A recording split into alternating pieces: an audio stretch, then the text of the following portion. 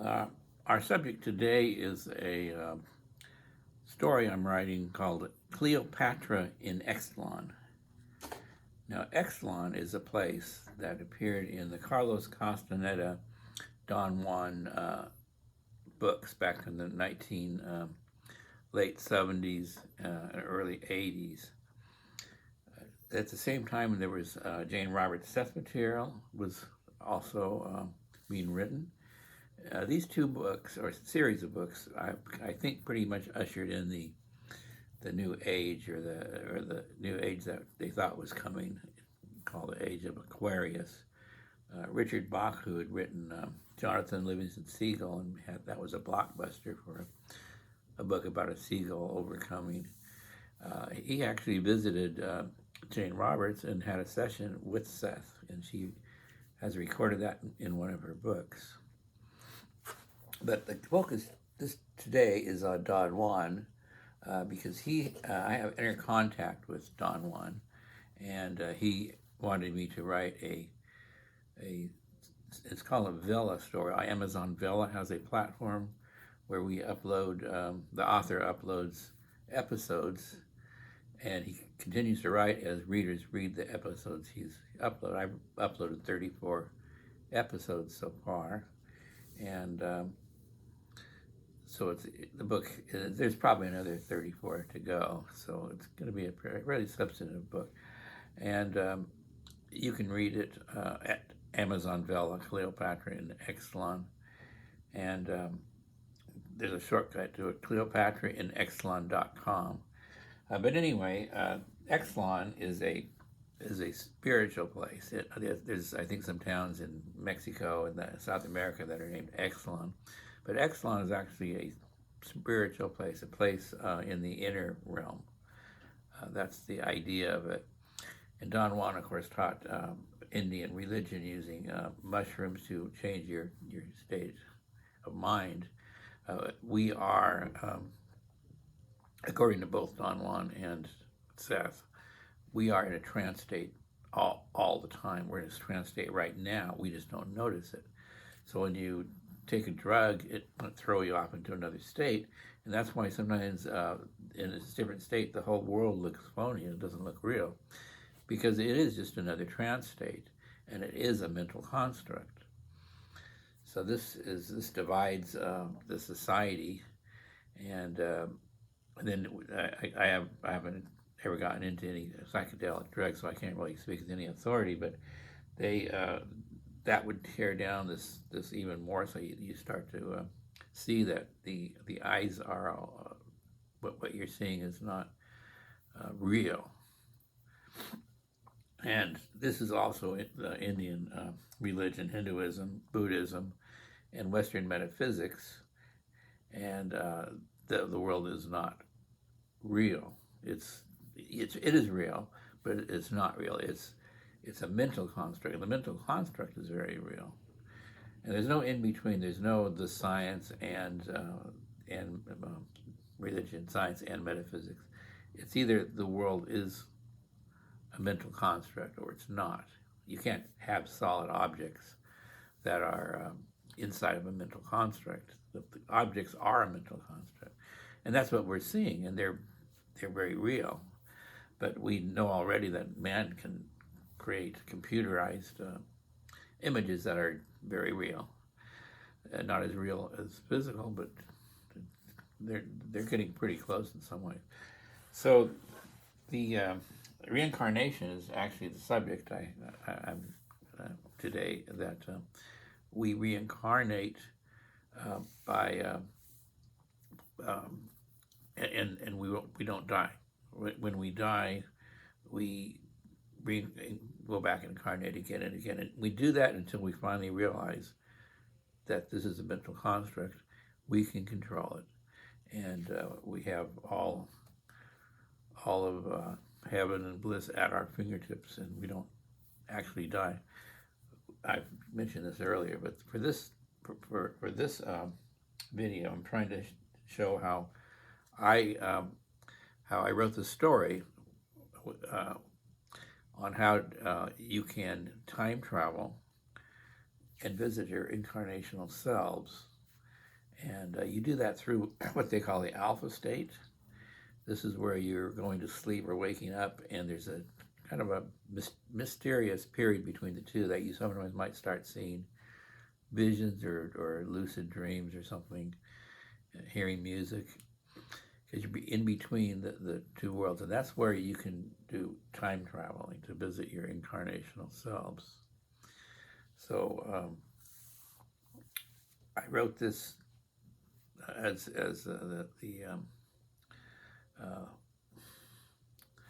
the incarnational selves are going to be coming to me, and I'm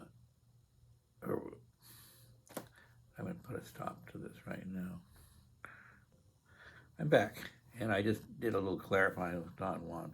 The incarnational selves that I've discussed, the Godhead in a previous video, Dolly Madison is the 5th incarnation of the Godhead. And in this story, the 7th incarnation begins to go back and visit. He visits Anne Frank, who's the 6th incarnation. She's stuck in a hell world kind of thing where she's still in a Belsen concentration camp, because that was what she knew at the time. And but her other selves are able to free her from that. Then I go back to Dolly Madison, who's I can't find her, and so she can't be found. So she eventually does show up, and she is becoming the 7th incarnation. She's moving to become the 7th incarnation of the Godhead. In other words, she's time traveling to this world to operate within it, and to bring to help bring an end to the endless incarnational round, which is what both Seth and Don Juan are trying to do. They want to end this incarnational round. Like I said, the 1970s was a prelude. It was an effort, but there was nobody who was able to make it work. And so I think that was all part of Seth and Don Juan's plan. They didn't expect that to happen, but they've continued working. They are in contact, both are in contact with multiple people, or different people. And I want to mention that I'm trance states that I use alcohol as my lubricant to move about, to go into trance states. That's why you seem to be sleepy sometimes when you drink a lot of alcohol. You're actually going into a different trance states, and you mix with others who are in that same state. It can also be done by just being high on life, Christian love of Christ, by focusing your mind on outside of this world.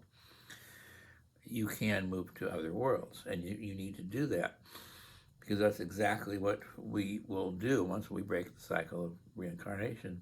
As long as we're in the cycle of reincarnation, we just keep on being born, losing our memories after we're born, and living a life and just thinking, being blindly living it.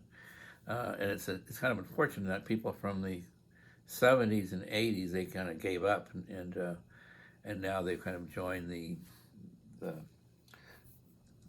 I'm saying they joined the business world, but the business world is okay. It's a good place to sharpen your mind.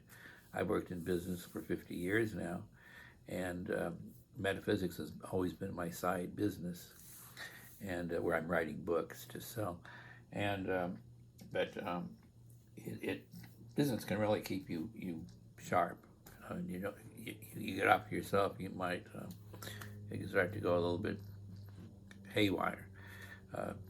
And we're seeing this. The lockdown was part of that problem. It caused a lot of that.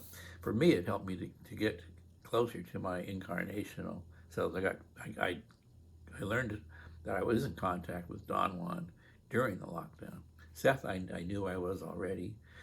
It was new with Don Juan. It so happens that Don Gennaro, who's Don Juan's sidekick, he's kind of a joker. They say you either become a warrior or a joker once you learn this knowledge. Well, he was actually Seth helping Don Juan. They're like brothers, they're friends, and so they're kind of leading this, and they also were at the top of the Christian and the Jewish religion. They've had something to do with all of that. So it's really heartwarming to see how and then you learn that the Christian religion is a lot of it is myths, but those myths are good. They're useful, and myths can be lived out or not lived out. It doesn't really matter. So people who have visited these other strands, they should have an idea of what I'm saying. And now they call them the woke people. These are people that are really totally lost. They don't know what they're doing. They need to be respectful of all life. They see this world as a mental construct, but all worlds are mental constructs. So if you're not respectful of this world, nobody will be respectful of you. There's no world that will be respectful. So you respect all worlds, but you don't believe the worlds. You like respect beliefs, but don't believe beliefs. And by doing that, you'll be, and you also want to work for everybody. You try to help Biden, Donald Trump, anybody. You try to help others. You don't distinguish, but you do distinguish by if a person is hurting others, like if they're not telling the truth and they're lying to get ahead of. At that point, you've got an issue to deal with. And sometimes you think this person is telling the truth, but it might actually be that person. This person is trying to make that person look like he's lying. So you got to learn to differentiate, and you do that by looking at what the other is doing or say. You look at what they're reporting. If you don't like Fox News or you don't like CNN, go see what that other one's is reporting, and find out between those two which one's the truth. Because if you're only watching one station, only believing people who talk about this one station or that one station, you may be being misled. So that wasn't going to be part of my what I was going to say here. What I wanted to do was focus on the Cleopatra and Ixtlan, which is I had a picture of it here. It went off on me, but you probably saw it already.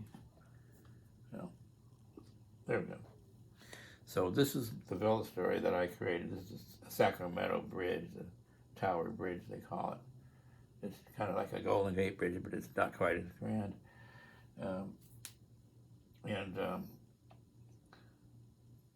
This one, you'll learn how at least the narrator, or Dolly actually is going through these different situations, learning things from different times, and those different times are different consciousness. Like Dolly and Cleopatra are the same awareness,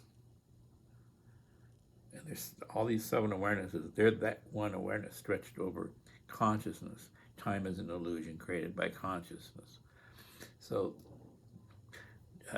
but they're different, and they can communicate with each other because they have a different consciousness. Their consciousness is their memory and everything surrounding them. That's different for both of them. So they can interact, but then they start coming together. They start coming back into one, coming home kind of thing at the end of the incarnational round, which they must do. And they start to merge into each other so that telepathically they know what the other's thinking, to the point where they're both thinking the same thing. And I'm in the process of doing that, and I discuss this, as I said. Don Juan is helping me to move about in these different worlds and to work in the outer world. And these are things that we must do if we want to move on and not just be stuck in this blindness.